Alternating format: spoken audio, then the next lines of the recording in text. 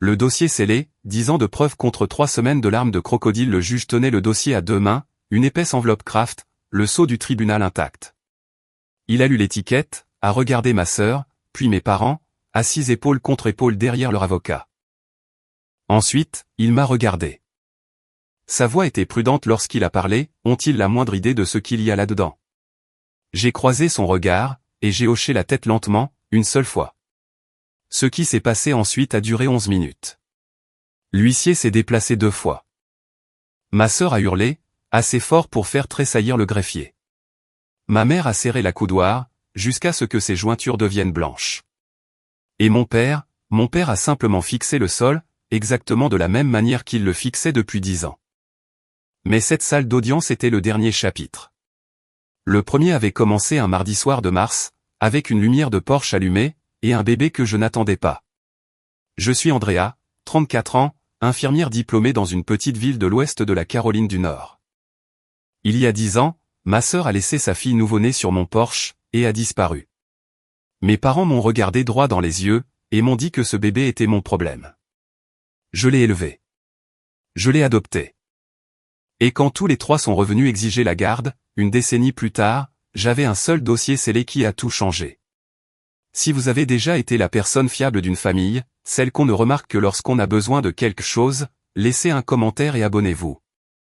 J'avais 24 ans ce mois de mars-là, tout juste rentré d'un service de 12 heures à la clinique locale. Le genre de garde où l'on mange debout, où la blouse sent le désinfectant, et où l'on porte le chagrin des autres. Je me suis garé dans mon allée à 23 heures. La lumière du Porsche était allumée. Je la laissais toujours allumée, depuis que j'avais emménagé dans cette petite maison de location. La lumière a été la première chose que j'ai remarquée.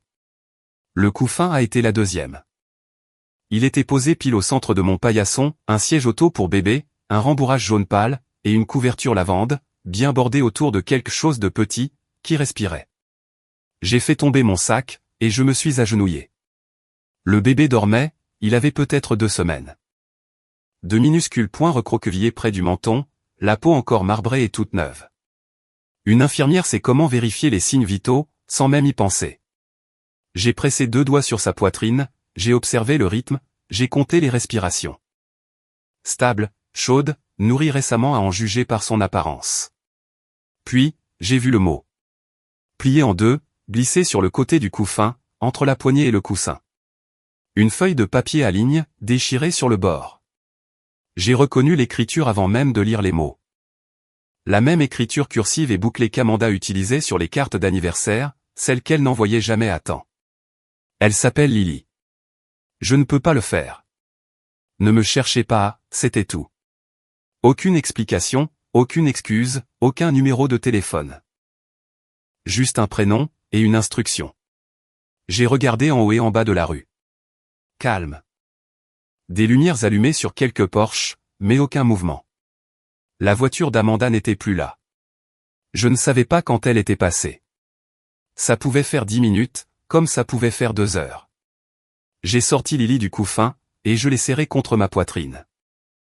Elle a bougé, mais ne s'est pas réveillée. J'ai appelé les urgences de ma main libre, puis j'ai appelé mes parents. Le téléphone de ma mère est tombé sur la messagerie. À 3 heures du matin, j'ai rappelé 2 fois de plus. Rien. Mon père a décroché à la 4e tentative, la voix épaisse de sommeil. Je lui ai tout raconté. Le couffin, le mot, le bébé. Il est resté silencieux pendant un long moment. Je vais parler à ta mère, a-t-il dit, avant de raccrocher. Au lever du soleil, j'avais donné à Lily du lait maternisé, acheté au supermarché ouvert 24h24. J'étais toujours en tenue d'infirmière, un nouveau-né dans un couffin sur le tapis de caisse, tandis que la caissière me lançait un regard que j'ai fait semblant de ne pas voir. J'ai conduit jusqu'à la maison de mes parents à 8 heures du matin. 20 minutes de route, Lily endormie à l'arrière. Leur maison n'avait pas changé. Un pavillon en briques, un drapeau américain sur la boîte aux lettres, et les azalées que Margaret avait plantées l'année où j'ai obtenu mon diplôme. J'ai porté Lily jusqu'à la porte d'entrée, et j'ai frappé. Mon père a ouvert. Il s'est effacé, comme s'il voulait me laisser entrer, mais ma mère est apparue derrière lui, les bras croisés, l'expression figée. Elle ne s'est pas avancée, elle n'a pas regardé Lily. Ta sœur a fait son choix, a-t-elle dit. Nous l'avions prévenue au sujet de Thomas. Nous lui avions dit que cet homme n'était pas assez bien pour elle. Elle n'a pas écouté. Maman, c'est un bébé. Elle a besoin d'eux. Elle est ton fardeau maintenant. Les mots ont atterri comme une porte qui claque. Amanda a fait ses bêtises, nous n'allons pas nettoyer derrière elle. J'ai regardé mon père. Il avait une main sur le cadre de la porte, les jointures blanches. Sa bouche s'est ouverte, puis refermée. Il n'a pas dit un mot. Ma mère a fermé la porte. Je suis resté sur ce porche, tenant Lily, pendant une minute entière avant de me retourner. De retour dans la voiture, Lily dormait. Je me suis assise au volant, le moteur éteint, et j'ai pris 2 décisions. J'allais appeler les services de protection de l'enfance, et j'allais leur demander de placer Lily chez moi. L'assistante sociale est venue le lendemain après-midi. Elle s'appelait Dana Caldwell, la quarantaine, des chaussures pratiques, et un porte-bloc rempli de formulaires. Elle a inspecté mon appartement. 2 chambres, une salle de bain, une cuisine avec une table achetée dans un vide-grenier. Petit, mais propre. Dana a vérifié les détecteurs de fumée, les serrures, la température de l'eau. Elle a demandé où le bébé dormirait. Je lui ai montré la 2e chambre, vide, à l'exception d'une commode et d'un ventilateur. Je peux avoir un berceau d'ici demain, ai-je dit.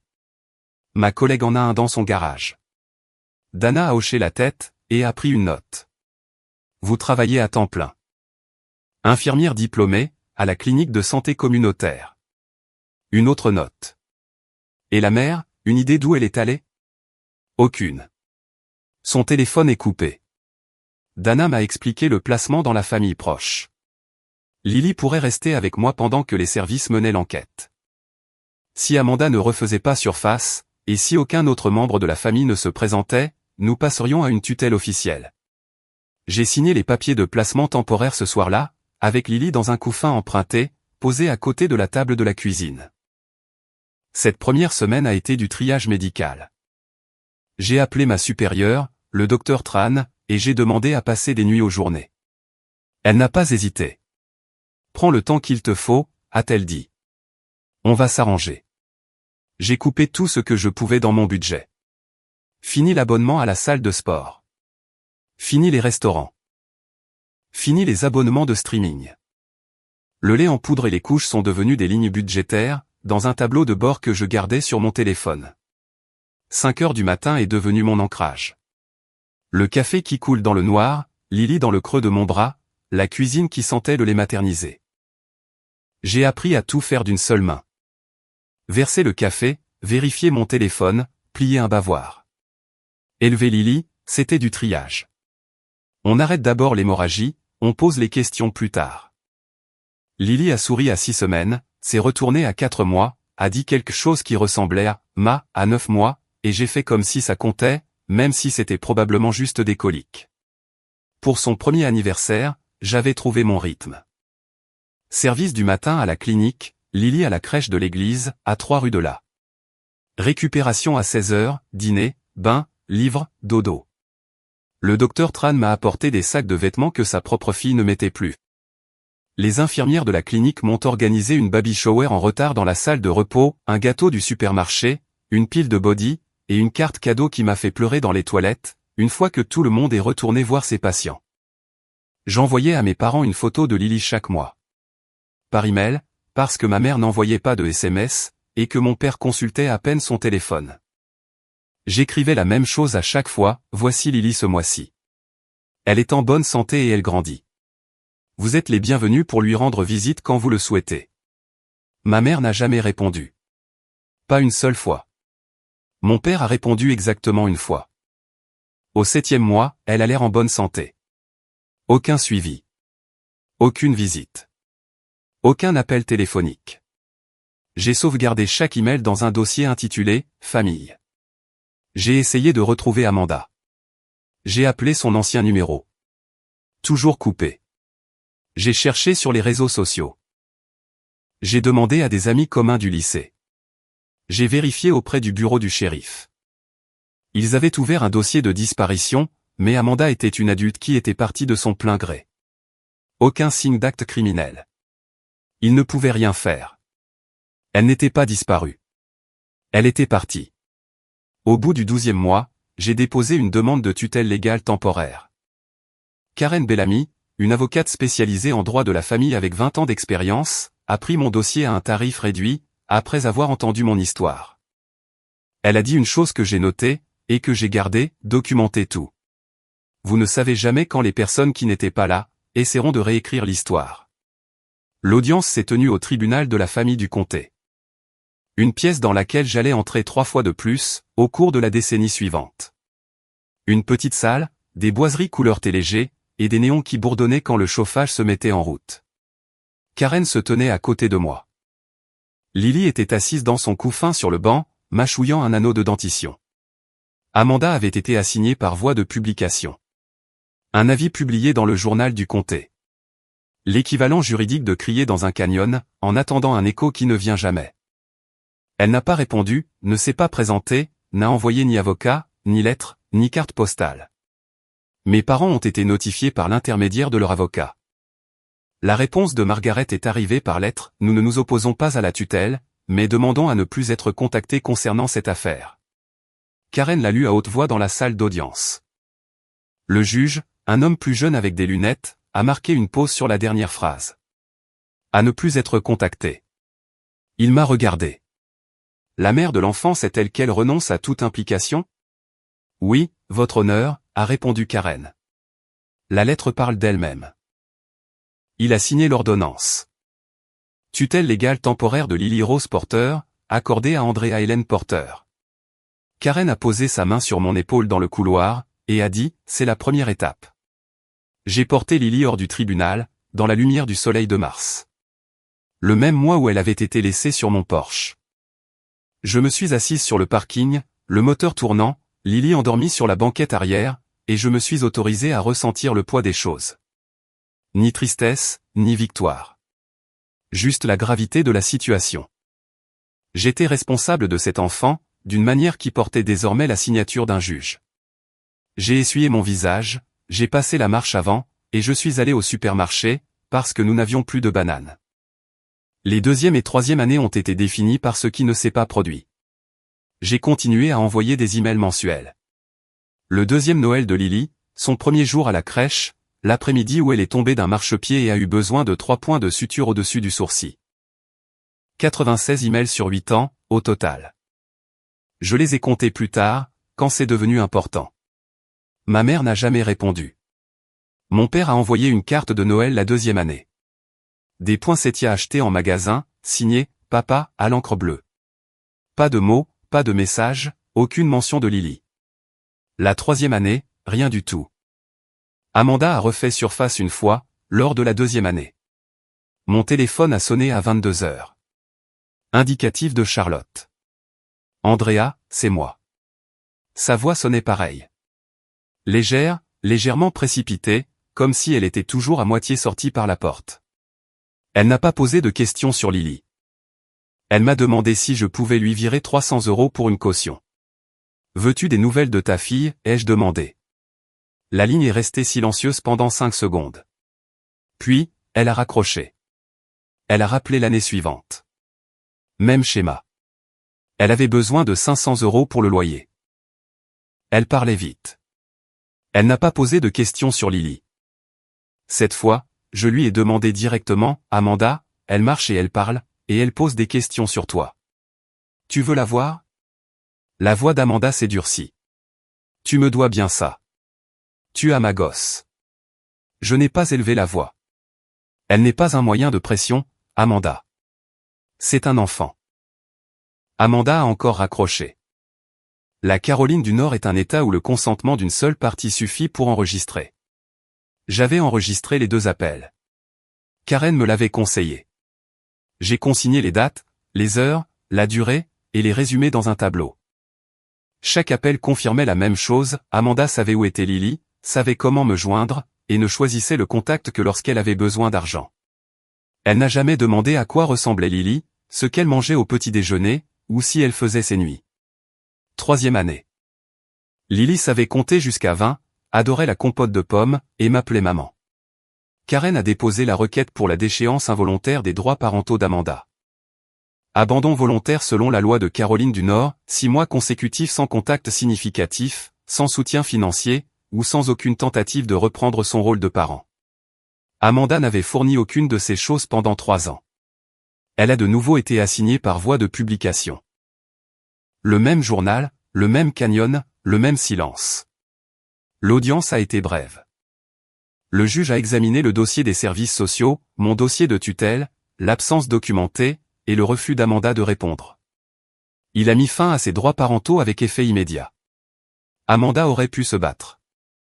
Elle aurait pu engager un avocat, déposer une réponse, se présenter au tribunal avec un plan. Elle aurait simplement pu appeler, et dire qu'elle voulait être mère. Elle n'a fait aucune de ces choses. La procédure d'adoption a suivi dans les mois qui ont suivi. Karen s'est occupée des papiers. J'ai amené Lily au tribunal pour l'audience de finalisation, et le juge, une femme cette fois-ci, aux cheveux argentés et aux yeux doux, a demandé à Lily si elle savait ce qui se passait. Lily a tenu ma main et a dit « Maman dit que je me fais adopter ». La juge a souri. Elle a signé le décret. Dossier scellé par ordre du tribunal. Andrea Hélène Porter, mère adoptive légale de Lily Rose Porter. En sortant du tribunal, Lily a pointé du doigt le mât du drapeau devant le bâtiment. « C'est un grand drapeau, maman. » « Oui, en effet, ai-je répondu. Ce soir-là, j'ai laissé la lumière du porche allumée. Comme toujours.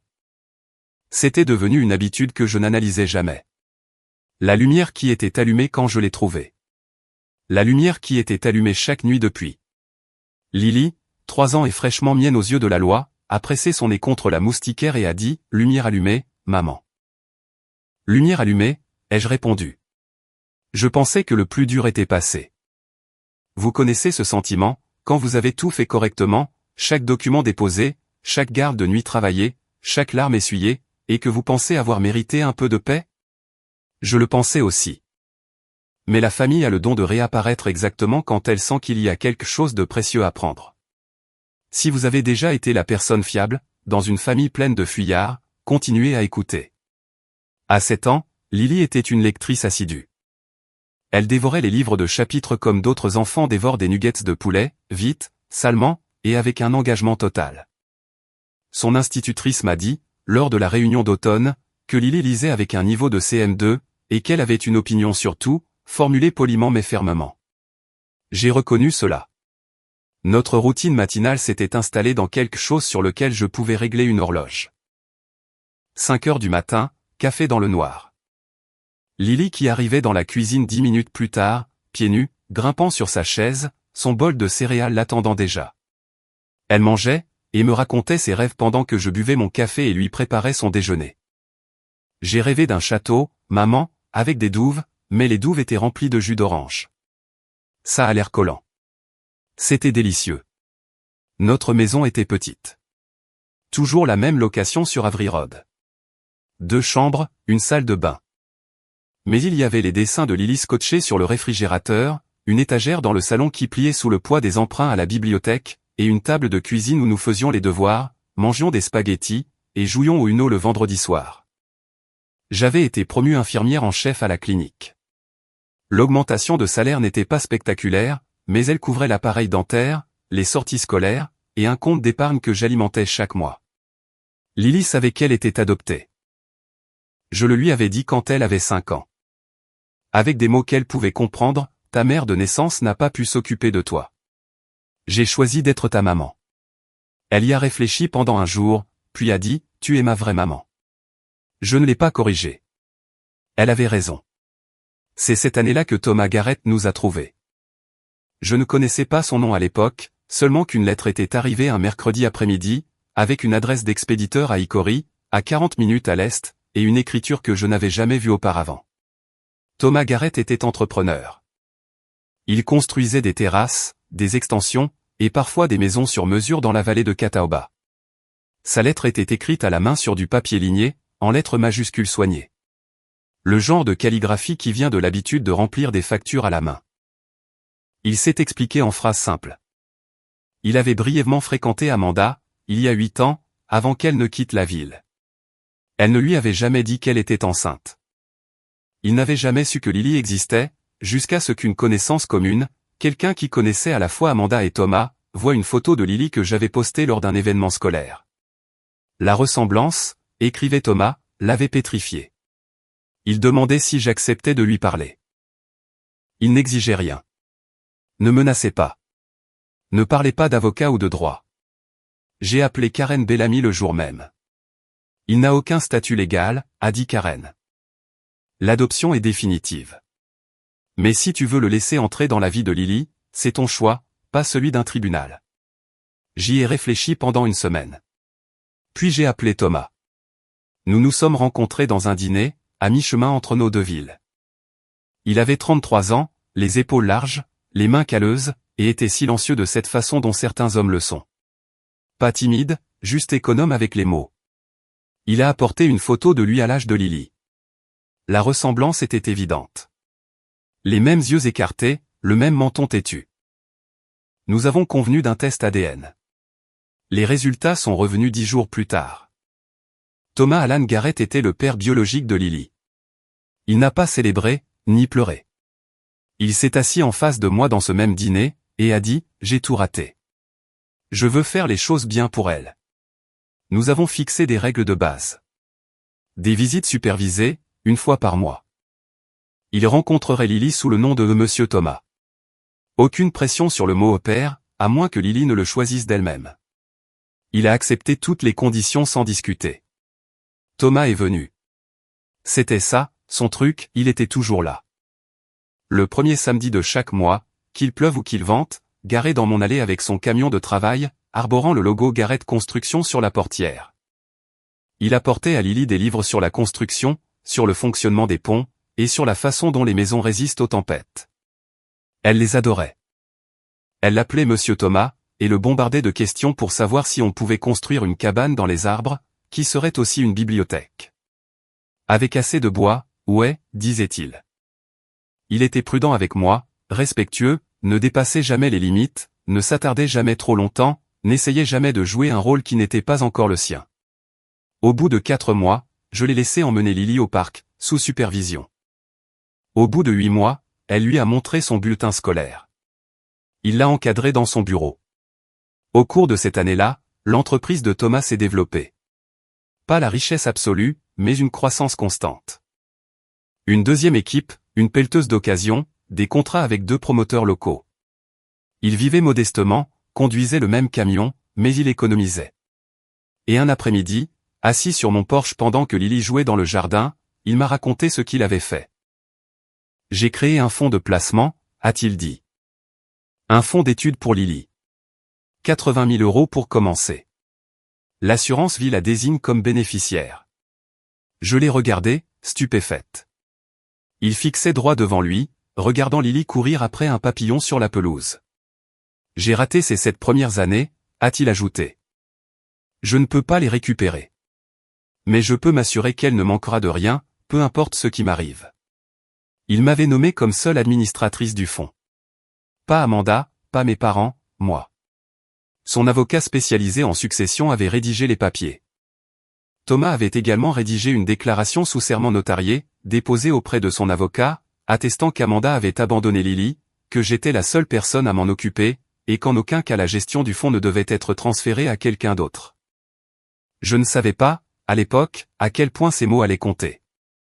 6 mois après avoir mis en place le fonds, Thomas a mentionné une oppression dans la poitrine lors d'une visite le samedi.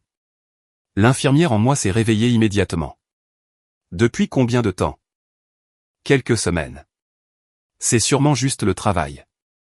Va voir un cardiologue cette semaine. Il a balayé ça d'un revers de la main, de la façon dont les hommes dans la trentaine balaient tout ce qui ressemble à un rendez-vous médical. 3 semaines plus tard, mon téléphone a sonné à 7 heures du matin. Un homme nommé Dalburu, l'associé de Thomas. Thomas s'était effondré sur un chantier. Crise cardiaque, massive. Les ambulanciers ont essayé de le réanimer pendant 22 minutes. Il avait 35 ans. Je me suis assise sur le bord de mon lit. J'ai tenu le téléphone contre mon oreille, et j'ai écouté Dalburu s'excuser d'appeler si tôt, comme s'il aurait été le détail important. Lily était dans la cuisine, mangeant ses céréales. Je pouvais entendre sa cuillère teinter contre le bol. Je le lui ai dit après l'école. Elle s'est assise sur le canapé, son sac à dos toujours sur le dos, et a pleuré silencieusement. Le genre de pleurs où les épaules tremblent, mais où aucun son ne sort. Elle l'avait à peine connu. Mais Monsieur Thomas avait été là pour elle, d'une manière qui faisait que ces quelques mois ressemblaient à toute une vie. La succession a pris près d'1 an à être réglée. Les biens de Thomas, les parts de Garrett Construction, l'assurance vie, ses économies personnelles, et le fonds d'études qu'il avait amorcé. Valeur totale du fonds après la succession, le versement de l'assurance vie, et les contributions finales, 278 400 €. J'ai été confirmée comme seule administratrice. Tout est passé par le cabinet de Karen Bellamy. La notice nécrologique de Thomas a été publiée dans le journal local. La dernière ligne disait « Laisse dans le deuil une fille, Lily ». J'ai lu ces mots, et je me suis sentie à la fois reconnaissante et dévastée. Je ne savais pas que quelqu'un d'autre les lisait aussi. Les semaines qui ont suivi la mort de Thomas ont été calmes, de cette façon dont le deuil est calme. Pas paisible, juste étouffé. Lily s'est repliée sur elle-même. Elle allait toujours à l'école, faisait toujours ses devoirs, disait toujours « Bonjour, maman » à la table de la cuisine, mais l'étincelle était moins vive. Elle dormait avec la couverture lavande toutes les nuits. La même couverture dans laquelle elle était enveloppée, la nuit où Amanda l'avait laissée sur mon porche. Elle était usée jusqu'à la trame, maintenant. Je l'avais rapiécée 2 fois. Une fois avec un morceau de tissu de thé d'oreiller, une fois avec du ruban thermocollant acheté au rayon loisirs créatifs. Les patchs ne correspondaient pas, et Lily s'en moquait. Elle serrait cette couverture comme si c'était la dernière chose qui l'ancrait à quelque chose qu'elle ne pouvait pas nommer. Une nuit, elle a grimpé dans mon lit, chose qu'elle n'avait pas faite depuis l'âge de 6 ans. Elle a pressé son dos contre le mien, et a murmuré dans l'obscurité, « Maman, pourquoi les gens partent ?»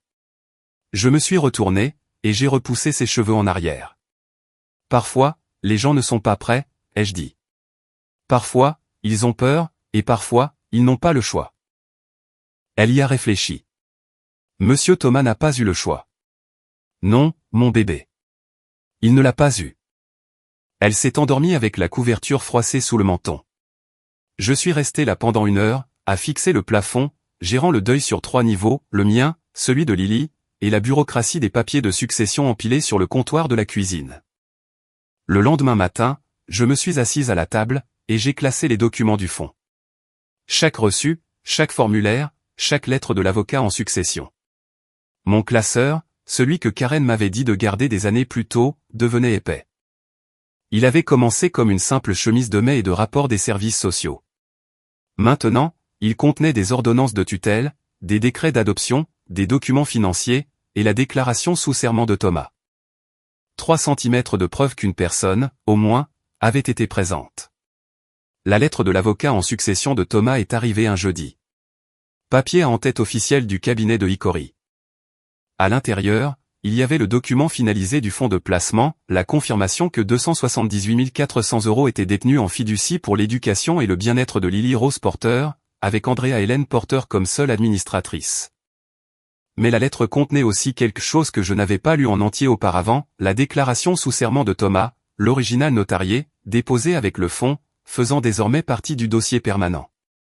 Je me suis assise à la table de la cuisine, et j'ai lu chaque mot.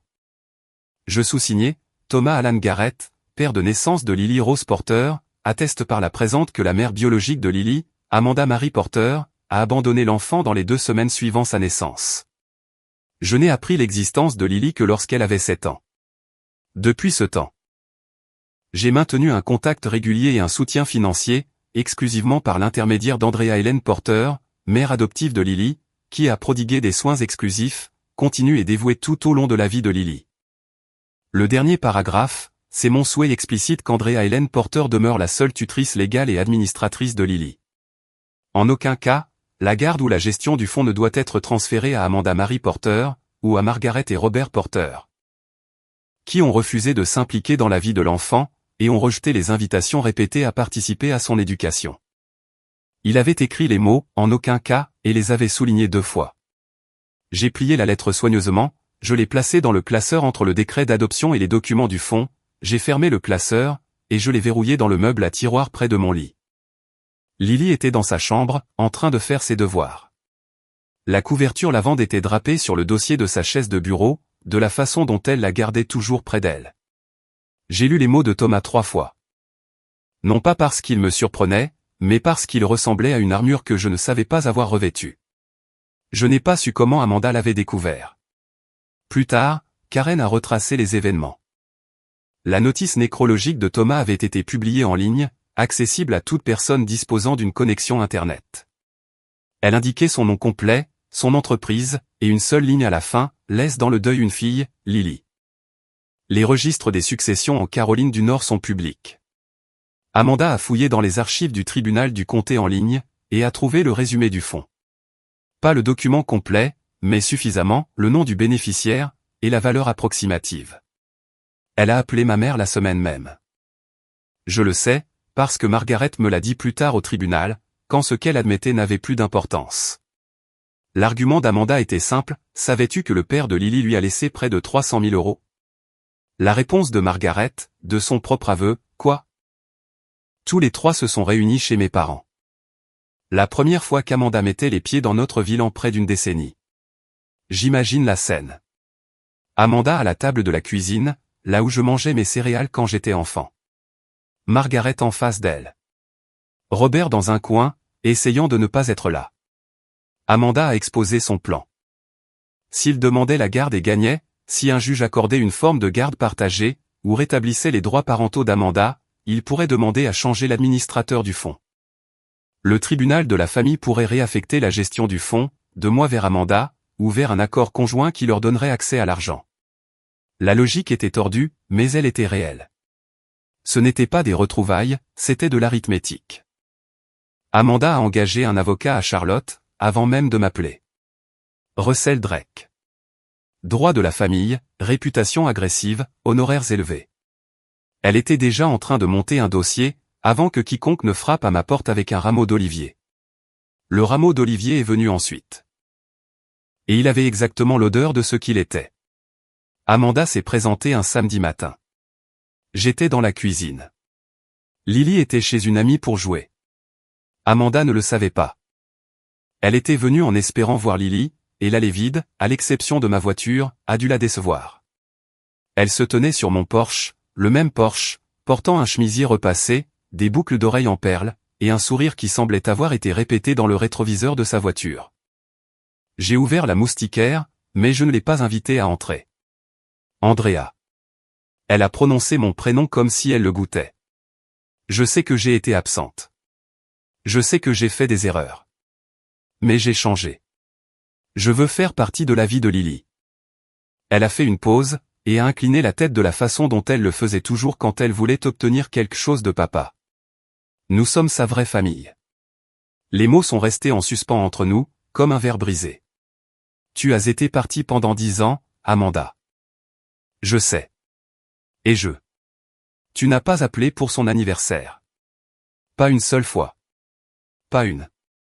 La mâchoire d'Amanda s'est contractée imperceptiblement, comme elle le faisait toujours quand une conversation ne prenait pas la direction qu'elle avait répétée. Elle s'est vite reprise. Maman et papa veulent la voir aussi. Nous le voulons tous. Nous en avons discuté. Et maman m'a dit que Lily était un fardeau. C'était son mot. Les gens changent. Certains, oui, ai-je répondu. Je vais y réfléchir. J'ai fermé la porte moustiquaire. J'ai regardé à travers le grillage pendant qu'Amanda retournait à sa voiture, une berline Lexus blanche avec la plaque d'un concessionnaire de Charlotte. Elle est restée assise sur le siège conducteur pendant 1 minute, avant de démarrer. J'ai appelé Karen avant même qu'Amanda n'atteigne l'autoroute. Karen a écouté, puis a dit la chose qui a tout mis en perspective, si elle a déjà vu un avocat, elle n'est pas là pour des retrouvailles. Elle est là pour monter un dossier. La semaine suivante, mon téléphone a commencé à sonner. Margaret a appelé la première. Sa voix était chaleureuse, pour la première fois en 8 ans, ce qui m'a dit tout ce que j'avais besoin de savoir. Nous avions l'intention de te contacter, ma chérie. Notre petite fille nous manque. Nous adorerions la voir. Ma chérie. 8 ans de silence, et maintenant j'étais, ma chérie. J'ai gardé une voix neutre. J'apprécie, maman. Lily va bien. Je suis ouverte à une visite supervisée, dans un lieu neutre, si ça vous intéresse. Silence, puis, supervisé. Nous sommes ses grands-parents. Vous avez demandé à ne plus être contacté. Votre lettre est dans le dossier du tribunal. Elle n'a eu aucune réponse à cela. Amanda m'a envoyé des photos de jouets par SMS. Une licorne en peluche, une boîte de fournitures artistiques, un sac à dos violet avec le prénom de Lily brodé sur le devant. Pour quand nous viendrons visiter, a-t-elle écrit. Je n'ai pas répondu au SMS, mais je l'ai sauvegardé. Robert a appelé séparément. Gêné, guindé, lisant manifestement quelque chose d'écrit. Ta mère et moi pensons qu'il est temps que nous nous asseyions tous ensemble, en famille, pour le bien de Lily. J'en serais ravi, papa. Je vous invite depuis 8 ans. Il n'a rien trouvé à répondre non plus. J'ai tout apporté à Karen. Elle a étalé les SMS, le journal des appels, et les emails sur son bureau, et a tracé une chronologie sur un bloc-notes. Ils construisent un récit, a-t-elle dit. L'histoire qu'ils veulent raconter à un juge, c'est « Nous avons essayé d'être impliqués. Andrea nous a exclus. » Chaque message qu'il t'envoie est une future pièce à conviction. Les instructions de Karen étaient précises, répondre à tout, par écrit, poliment. Ne rien accepter sans condition. Créer une trace écrite qui montrerait que j'étais raisonnable, et que c'était eux qui s'étaient volatilisés. C'est exactement ce que j'ai fait. Chaque SMS recevait une réponse mesurée. Chaque appel était suivi d'un email résumant ce qui avait été dit. Le classeur a pris encore 1 centimètre d'épaisseur. Ils n'ont pas accepté la visite supervisée. Au lieu de cela, 3 semaines après la première apparition d'Amanda sur mon porche, un huissier a frappé à ma porte, à 8 heures du matin. Lily était déjà partie pour l'école. J'ai répondu en tenue de travail, un café à la main, et l'homme m'a tendu une enveloppe Kraft avec le sceau de la Cour supérieure du comté. Requête en modification de garde. Requérante, Amanda Marie Porter. Co-requérant, Margaret Ann Porter et Robert James Porter. Je suis resté sur le pas de la porte, et j'ai lu le résumé. Allégation 1, la partie adverse a systématiquement aliéné l'enfant mineur de sa famille biologique. Allégation 2, la réunification familiale est dans le meilleur intérêt de l'enfant. Allégation 3, les co-requérants se sont vus refuser l'accès à leur petite fille par la partie adverse. J'ai levé les yeux du document. Par la porte ouverte de la chambre de Lily, je pouvais voir son lit. Les draps tirés au carré, comme je le lui avais appris. L'oreiller bien droit, et la couverture lavande pliée dessus. Décolorée, rapiécée, vieille de 10 ans. Tout avait commencé avec cette couverture. Tout revenait à elle. J'ai fermé la porte d'entrée, j'ai posé l'enveloppe sur le comptoir de la cuisine, et j'ai fini mon café. Puis j'ai appelé Karen. Ils ont déposé une requête, ai-je dit. Je sais, a-t-elle répondu. J'ai reçu l'avis il y a 20 minutes. Je m'y prépare depuis que tu m'as parlé de la visite d'Amanda. Karen avait déjà compilé notre réponse. Le dossier d'adoption scellé, 8 ans de mai mensuel, les rapports des services sociaux, la déclaration sous serment de Thomas, les appels téléphoniques enregistrés, et la chronologie de l'accès d'Amanda au dossier de succession. 3 septembre, et la date de dépôt de la requête pour la garde, 25 septembre. 22 jours entre la découverte de l'argent, et le dépôt de la plainte. Karen a dit, tout ce dont nous avons besoin est déjà dans ce classeur. Il faut juste que le juge ouvre le dossier. Voici ce qu'Amanda n'avait pas compris. Je n'étais pas la sœur qu'elle avait laissée derrière elle, avec un bébé et un problème. J'étais la femme qui avait passé 10 ans à construire quelque chose d'incassable. Un document à la fois, une histoire du soir à la fois, une lumière de Porsche laissée allumée à la fois. Et absolument tout cela se trouvait dans ce dossier. Si vous savez ce que ça fait d'être sous-estimé par sa propre famille, restez avec moi. Le bureau de Karen Bellamy se trouvait au 2e étage d'une maison victorienne convertie, à Marian, à 15 minutes de chez moi. Son bureau croulait sous les dossiers, mais elle pouvait trouver n'importe quoi en 30 secondes. Elle a sorti mon classeur, épais de 7 cm maintenant. Une couverture bleue, des onglets étiquetés de mon écriture. Elle l'a ouvert à plat entre nous. Explique-moi tout en détail, a-t-elle dit. Alors, je l'ai fait. Onglet 1, le rapport des services sociaux de la nuit de l'abandon. Les notes de l'officier Reyes, l'évaluation de placement de Dana Caldwell. Onglet 2, la lettre de Margaret déposée lors de l'audience de tutelle, demandant à n'avoir aucun contact supplémentaire concernant cette affaire. Onglet 3, 96 emails mensuels envoyés à mes parents, sur une période de 8 ans.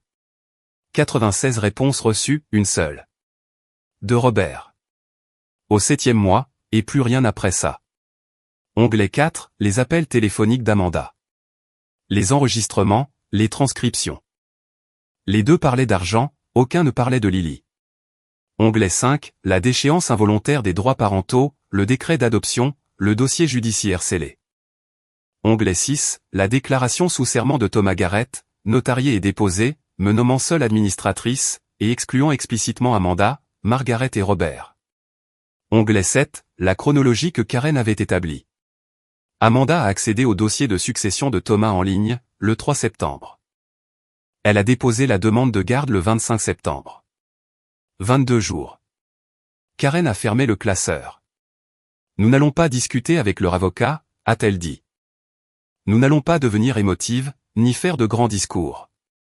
Nous allons soumettre ce dossier, et laisser le juge le lire.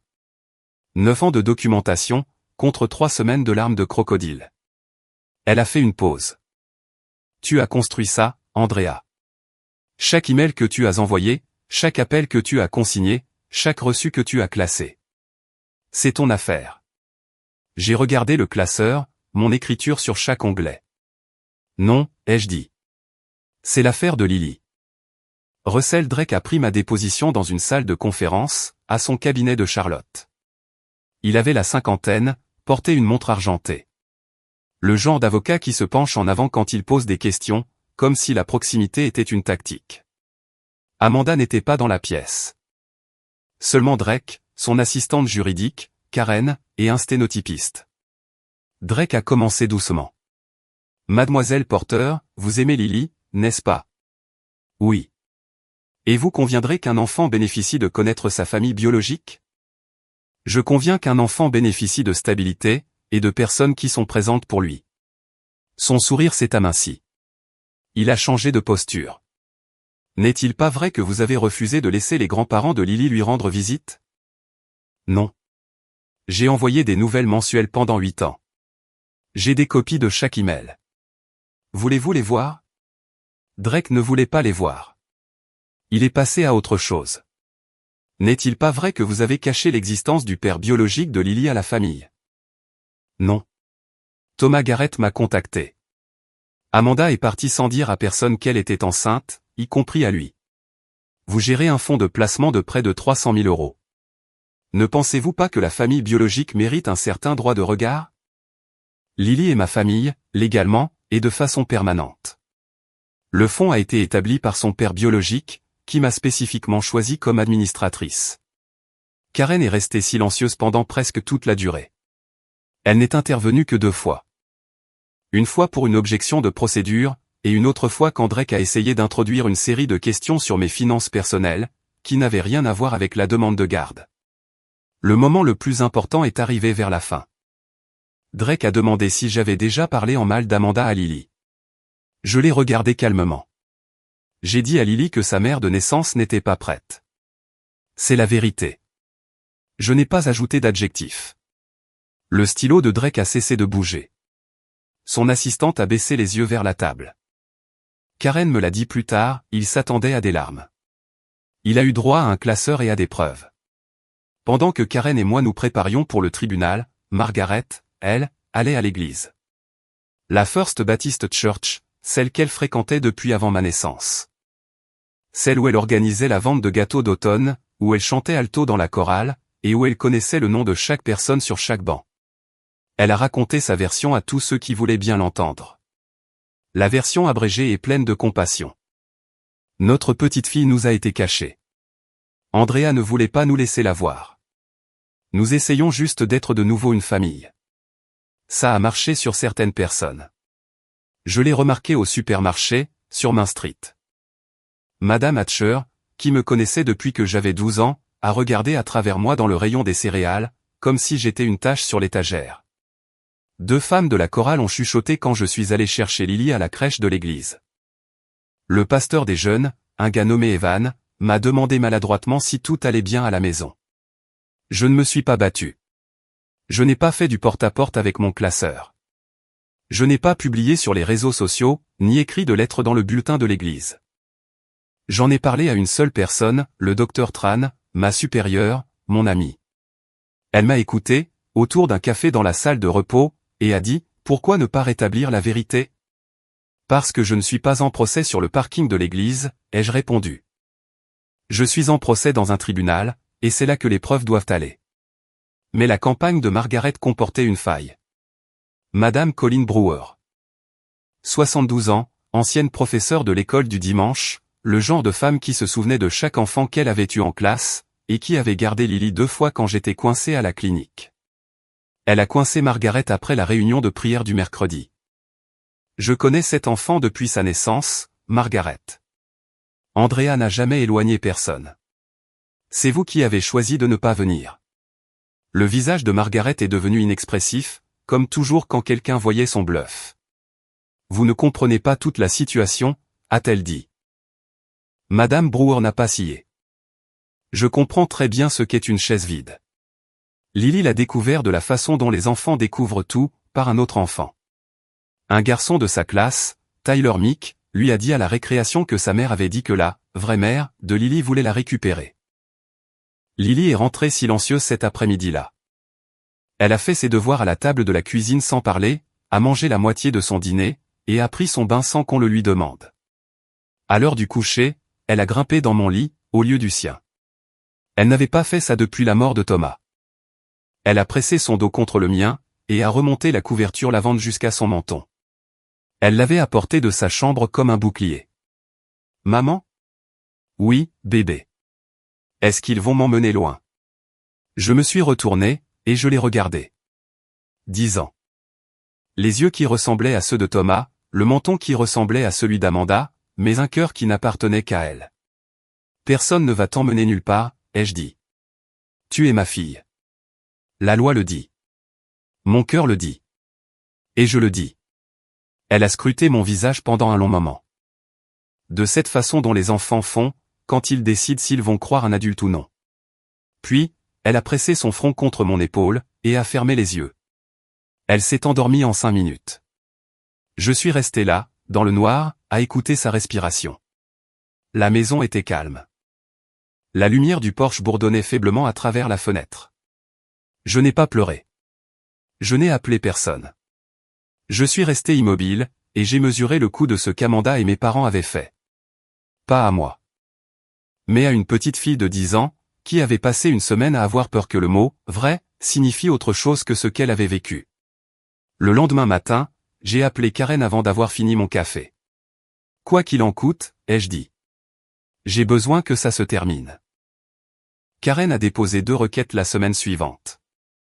La première demandait que le dossier d'adoption scellé soit mis à disposition, uniquement pour un examen par le juge. Ni public, ni consultable par la partie adverse, mais visible par le juge Harold Whitfield, dans son bureau. Motif, le dossier abordait directement le statut légal des requérants. La seconde requête demandait l'autorisation d'introduire la déclaration sous serment de Thomas Garrett comme preuve. Une déclaration posthume du père biologique de l'enfant, déposée avec le fonds, et certifiée par son avocat en succession. Russell Drake s'est opposé aux deux.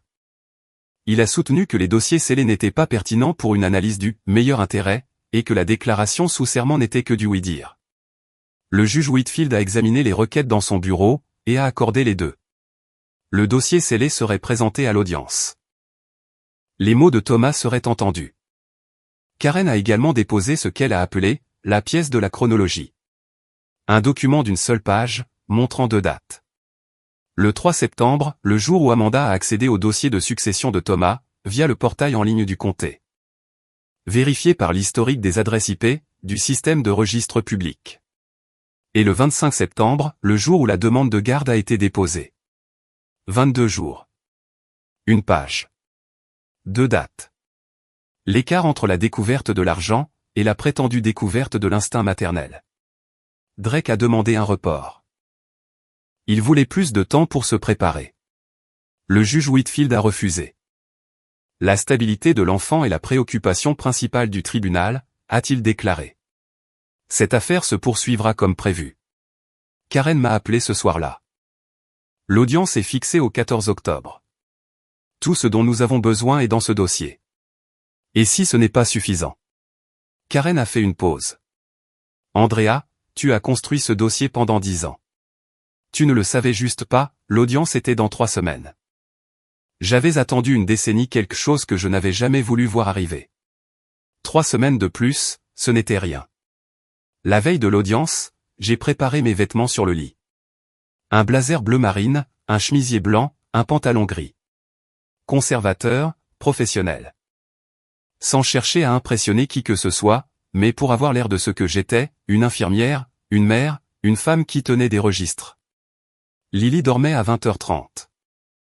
Je lui ai préparé son déjeuner pour le lendemain, et je l'ai laissé dans le réfrigérateur, avec un mot collé sur le sac, « Je t'aime ». Le docteur Tran viendra te chercher après l'école. Je serai à la maison pour le dîner. Je me suis assise à la table de la cuisine avec le classeur. 7 cm d'épaisseur. Je ne l'ai pas relu. J'en connaissais presque tout par cœur, maintenant. À la place, j'ai passé ma main sur la couverture, en sentant son poids. Chaque onglet représentait une décision que j'avais prise. Le rapport des services sociaux, la nuit où j'ai choisi de la garder. Les emails, 96 mois à tendre la main, vers des gens qui ne l'ont pas saisi. Les enregistrements, 2 appels où Amanda demandait de l'argent, et raccrochait quand je parlais de sa fille. La lettre de Margaret, aucun contact supplémentaire. La déclaration de Thomas, un homme que j'avais connu à peine 1 an, et qui avait vu plus clairement que mes propres parents, ce dont Lily avait besoin. Le décret d'adoption, le jour où un juge a rendu permanent ce que j'avais déjà décidé, sur le parking d'un tribunal, 3 ans plus tôt, avec un bébé endormi à l'arrière. J'ai fermé le classeur, et je l'ai posé à côté de mes clés. J'ai marché dans la maison, vérifiant les serrures, éteignant les lumières. Je me suis arrêté à la porte d'entrée. La lumière du porche était allumée. Je l'ai regardé à travers la vitre. La même ampoule jaune, le même luminaire, le même cercle chaud sur la marche en béton. Demain, j'entrerai dans le même tribunal où j'avais signé des papiers de tutelle, 9 ans auparavant. Cette fois, je ne demanderai pas la permission. J'allais répondre de ce que j'avais construit. 5 heures du matin, l'heure du café. Mes mains ont légèrement tremblé quand j'ai versé l'eau. Pour la première fois. J'ai tenu la tasse à 2 mains, et je l'ai bu debout au comptoir, regardant le ciel s'éclaircir par la fenêtre de la cuisine. Puis, je me suis habillé, j'ai vérifié mon reflet une dernière fois, j'ai pris le classeur, et j'ai conduit jusqu'au tribunal du comté de Burke. Karen Bellamy m'attendait à l'entrée. Tailleur gris anthracite, une mallette dans une main, un café à emporter dans l'autre. Elle m'a tendu le café sans un mot. Nous sommes entrés ensemble. La salle d'audience était la même. Boiserie, néon, drapeau américain dans un coin. J'étais venu ici 3 fois auparavant, tutelle, retrait des droits parentaux, adoption. À chaque fois, j'étais reparti avec plus de responsabilités, et moins de famille. Ce serait la 4e fois. Amanda était déjà assise sur le côté gauche de la salle, avec Russell Drake. Elle portait un chemisier crème, des boucles d'oreilles en perles, les mêmes que lors de sa visite sur mon porche, et arborait une expression d'inquiétude étudiée. Les mains croisées sur la table, la posture parfaite. Margaret était assise derrière elle, raide comme un piquet. Robert était à côté de Margaret, regardant le sol. Je suis passé devant eux, je n'ai pas croisé leur regard. Je me suis assise à la table de la partie adverse, j'ai ouvert le classeur, et j'ai posé mes mains à plat sur la couverture. Karen s'est assise à côté de moi, et a organisé 3 dossiers. Aucune de nous n'a parlé. Le greffier a appelé l'audience à l'ordre. Le juge Harold Whitfield est entré. Fin de la cinquantaine, cheveux argentés coupés courts, lunettes de lecture posées sur le nez. Il s'est assis, a examiné des papiers sur son bureau pendant un instant, puis a pris la parole. Concernant la requête en modification de garde, relative à l'enfant mineur Lily Rose Porter, dossier numéro 24 CVD 1847. J'aimerais commencer par le dossier scellé. Drake a pris la parole en premier. Il a appelé Amanda à la barre. Elle s'est avancée vers le fauteuil des témoins d'un pas mesuré, et s'est tamponnée les yeux avec un mouchoir, avant même de s'asseoir. Mademoiselle Porter, a commencé Drake. Pouvez-vous décrire votre relation avec l'enfant mineur? La voix d'Amanda a tremblé avec précaution. Lily est ma fille. Je lui ai donné naissance. Je l'ai aimée dès l'instant où elle est née. Et pourquoi l'avez-vous laissé à votre sœur? Amanda a regardé le juge. J'avais 26 ans. J'étais seul. Le père, Thomas, il ne le savait même pas. Mes parents avaient honte de moi. Je ne savais pas quoi faire. J'ai pensé qu'Andrea pourrait donner à Lily une vie meilleure, le temps que je me remette sur pied. Aviez-vous l'intention de revenir? Toujours. J'ai toujours eu l'intention de revenir. Drake a fait une pause, pour les faits. Avez-vous tenté de renouer avec votre fille? De nombreuses fois. Mais Andrea, elle a clairement fait comprendre que je n'étais pas la bienvenue. Elle m'a coupé de mon propre enfant. Amanda s'est redressée sur sa chaise. Nous sommes sa vraie famille. Le sang, c'est le sang. Margaret a témoigné ensuite. Le même chagrin poli, la même impuissance répétée. Nous avons supplié Andrea de nous laisser voir Lily. Elle a refusé à chaque fois. Vous nous l'avez caché. C'est ce qu'elle a fait. Robert est passé en dernier. Il s'est assis sur la chaise avec une simple fiche, et a lu son texte d'une voix qui a craqué 2 fois. La famille devrait être unie. Nous voulons connaître notre petite fille. Nous en avons le droit. Il a levé les yeux vers moi, une seule fois, pendant une demi-seconde, puis a regardé de nouveau sa fiche. Ses épaules se sont affaissées d'un rien, pas assez pour que le juge le remarque, mais moi, je l'ai vu. Karen n'a contre-interrogé aucun d'eux. Elle a pris 3 notes sur son bloc, en a souligné une, et a dit, « Votre honneur, nous aimerions présenter notre réponse. » Karen s'est levée. « Votre honneur, avec la permission de la Cour, j'aimerais attirer l'attention de la Cour sur la pièce A, le dossier d'adoption scellé de Lily Rose Porter, préalablement admis pour examen judiciaire. » Le juge Whitfield avait le dossier devant lui. Il l'avait lu pendant qu'Amanda et mes parents témoignaient. Maintenant, il l'ouvrait complètement, ajustait ses lunettes, et tournait les pages. La salle d'audience était silencieuse, à l'exception du bruit du papier. Son expression est restée neutre pour la première page, neutre pour la deuxième. À la troisième, quelque chose a changé.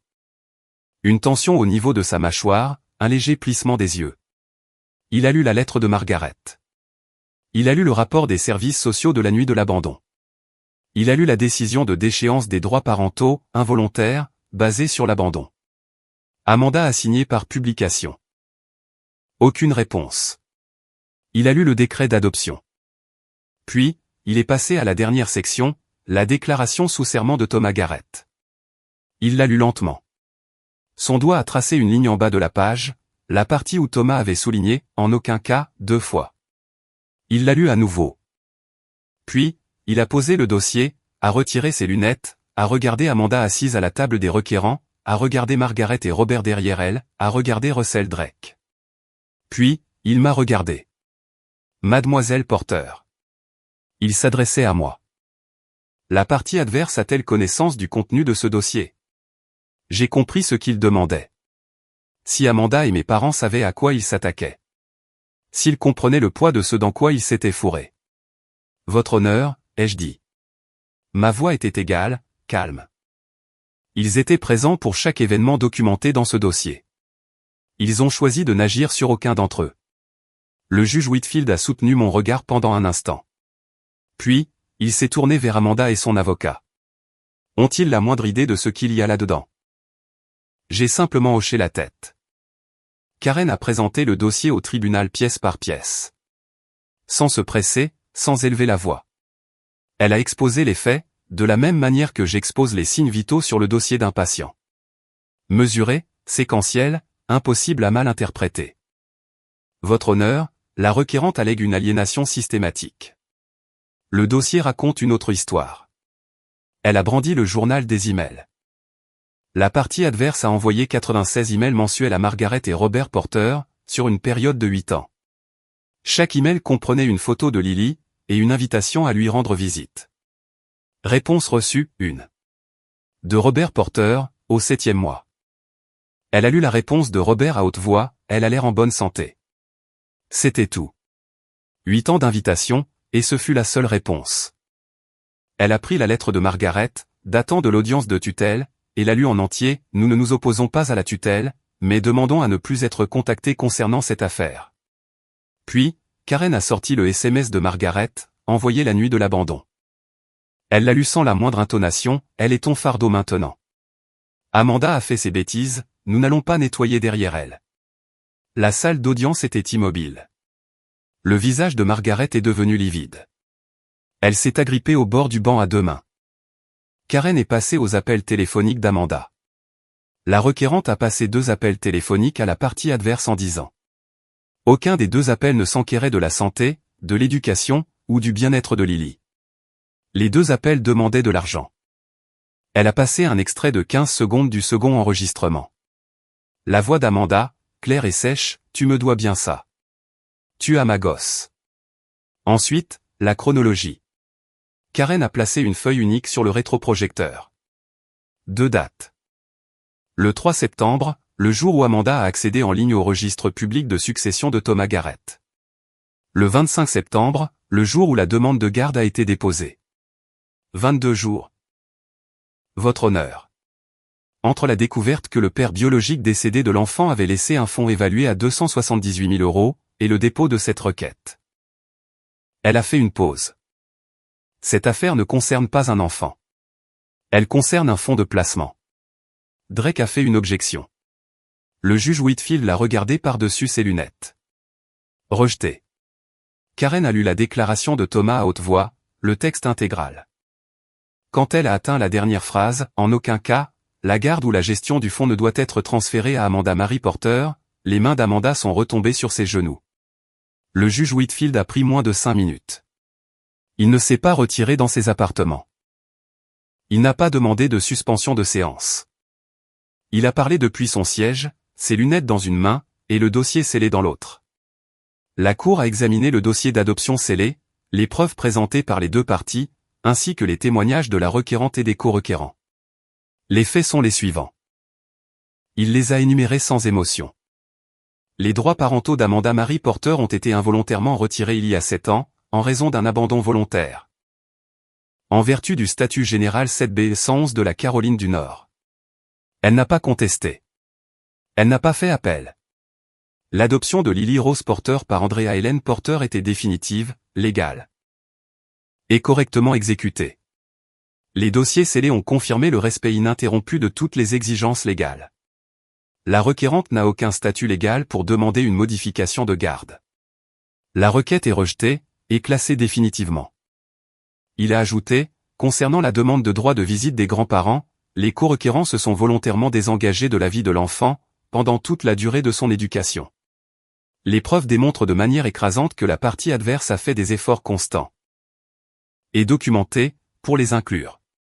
De plus, le timing de cette requête, déposée 22 jours après la découverte de l'héritage de l'enfant, soulève de sérieuses inquiétudes quant aux motivations derrière ce dépôt. La demande de droit de visite ordonnée par le tribunal est rejetée. Amanda s'est levée avant même que le juge ne termine de parler. Sa chaise a raclé le sol. C'est ma fille. Sa voix a fendu la salle d'audience. Vous ne pouvez pas faire ça. C'est mon sang. Tu m'as volé mon enfant. Elle m'a pointé du doigt. Tu as tout volé. L'huissier s'est avancé. Drake a essayé d'attraper le bras d'Amanda, mais elle l'a repoussé violemment. Ce n'est pas fini. La voix du juge Whitfield a tranché, net. Faites sortir la requérante si elle ne peut pas maintenir l'ordre. L'huissier a escorté Amanda dans le couloir. Margaret s'est levée et a suivi, le menton haut, la mâchoire serrée. Robert a été le dernier. Il s'est arrêté à la porte, et m'a regardé. Un long regard silencieux, puis il est sorti. La salle d'audience s'est vidée. Karen a touché mon bras. C'est terminé. Je suis restée assise là un moment. Les néons bourdonnaient. Le greffier classait des papiers. Le drapeau américain, dans le coin, pendait immobile. J'ai pris le classeur, je l'ai glissé sous mon bras, et je suis sorti. Le couloir était vide. Amanda, Margaret et Robert étaient partis. Pas de scène sur le parking.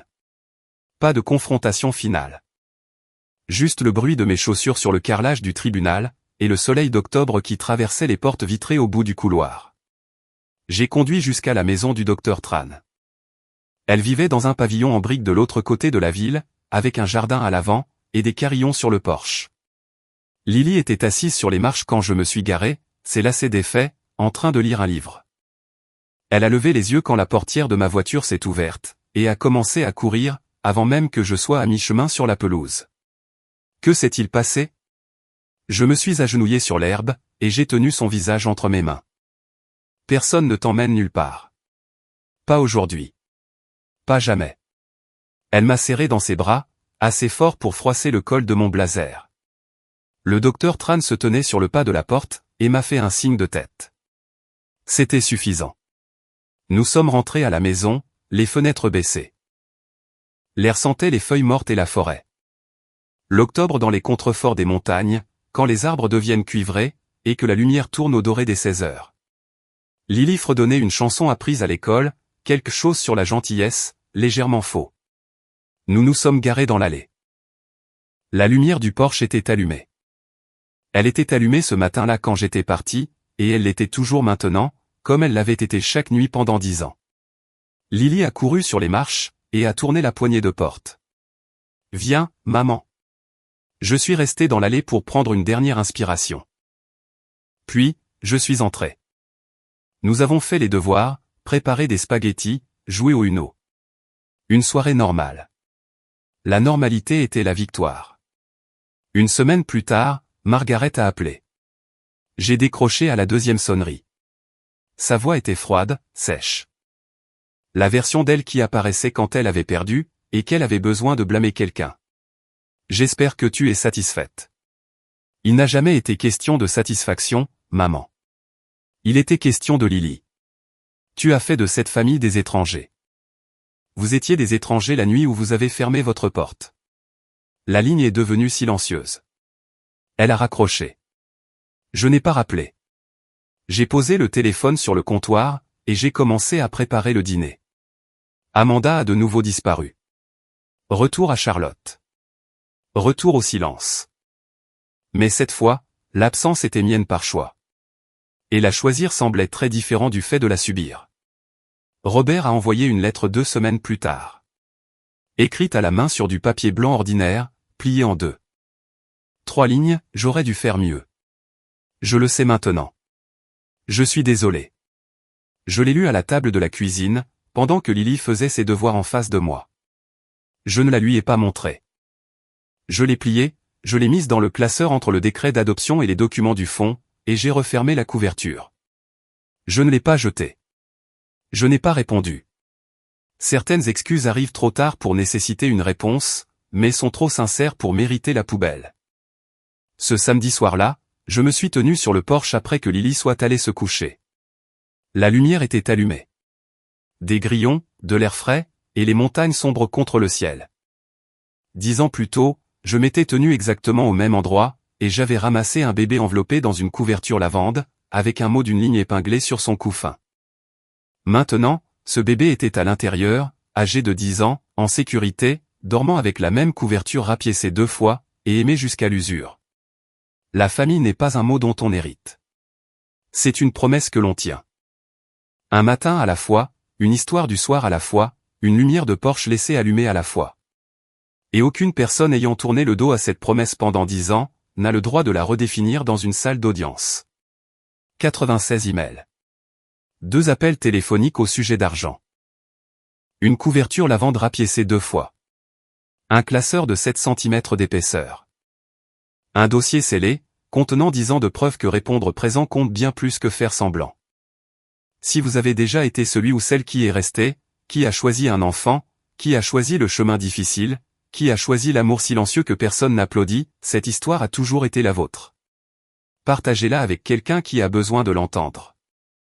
Abonnez-vous, et je vous dis à la prochaine fois.